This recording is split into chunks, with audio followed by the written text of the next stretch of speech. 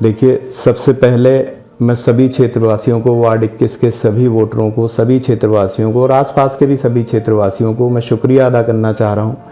कि जो वार्ड 21 का चुनाव हुआ था, वार्ड 21 के चुनाव में सभी लोगों ने दुआएं भी दी, मेहनत भी करी, सब लोगों ने जी तोड़ के मेहनत करी अपने काम छोड़ने के बाद, क्योंकि इतना अहम टाइम चल रहा था, कटाई का टाइम चल रहा था, तमाम काम चल रहे थे, बुआई का काम चल रहा था। उसके बावजूद भी उन लोगों ने सारी चीज़ों को छोड़ते हुए, जो आदमी अगर एक मजदूरी भी कर रहा था तो उसने मजदूरी छोड़ी अपनी और अपना इस चुनाव में मेरे नियत जी जान से लगा। मैं उन सब लोगों का शुक्रिया अदा करना चाह रहा हूँ, सभी क्षेत्रवासियों का भी शुक्रिया अदा करना चाह रहा हूँ कि वो सारे काम छोड़ के उन्होंने वोटिंग पे ध्यान दिया, मेहनत करी।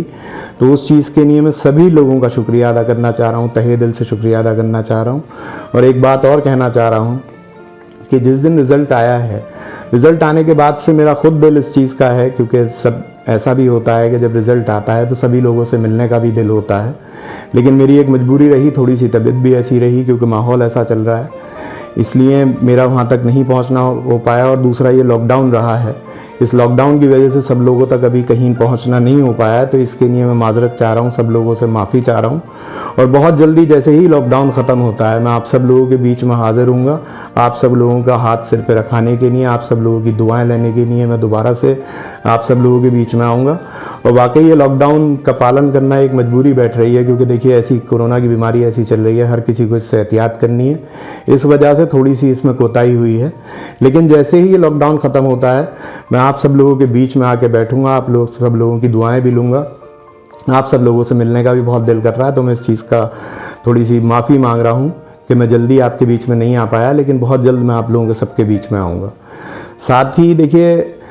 अब आने वाला टाइम ईद का टाइम आ रहा है, बहुत से लोग, हमारे सब लोग ख़रीदारी में भी मशगूल हैं, बाज़ारों में जाना चाह रहे हैं, बाज़ारों में भीड़ भी लग रही है। तो मैं उस चीज़ के लिए भी एक बात कहना चाहता हूँ कि ख़रीदारी करने के लिए बाज़ारों में भीड़ ना लगाएं, क्योंकि ये कोरोना एक ऐसी बीमारी है कि जो कुछ लोग हल्के में ले रहे हैं, लेकिन ये हल्के में लेने वाली नहीं है, बहुत बुरी बीमारी है। इससे एहतियात करें, लॉकडाउन का भी पालन करें, मास्क का पूरी तरीके से इस्तेमाल करें। और जो ईद का हम मनाने के लिए, ख़रीदारी करने के लिए हम ईद के लिए निकलते हैं, उस ईद का एक मकसद और भी होता है। वो मकसद ये होता है कि हमारे आसपास जो गरीब लोग हैं, हमारे आसपास जो कमज़ोर लोग हैं, अगर उस ख़रीदारी के पैसे को जो हम बाज़ार में जाके खुशी हम ख़रीदारी करते हैं, ठीक है वो अपने हल्के फुल्के करें ख़रीदारी, लेकिन उससे ज़्यादा वो ध्यान ये दें कि हमारे आसपास कौन ऐसा है जिसके घर में रोटी नहीं पक पा रही है। ईद मनाना तो दूर की बात है,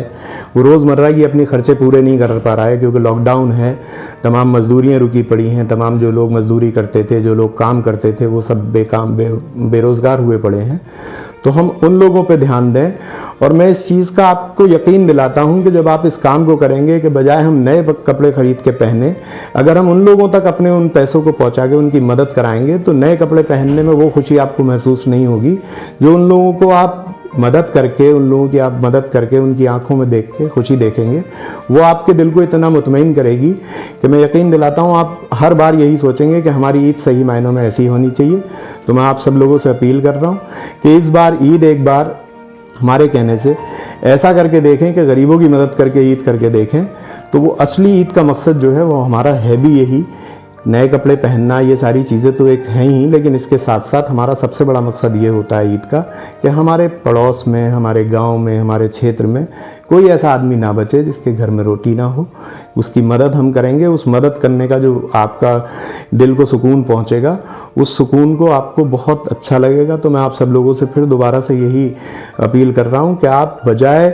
बाज़ारों में भीड़ इकट्ठी करने के, अपने आप को और कोई बीमारी से जोड़ें, अब बीमारी किसी और को लगे या आपको लगे, उससे बचाव करके आप लोग उन गरीबों की मदद करिए और इस ईद को एक गरीबों की मदद के नाम पे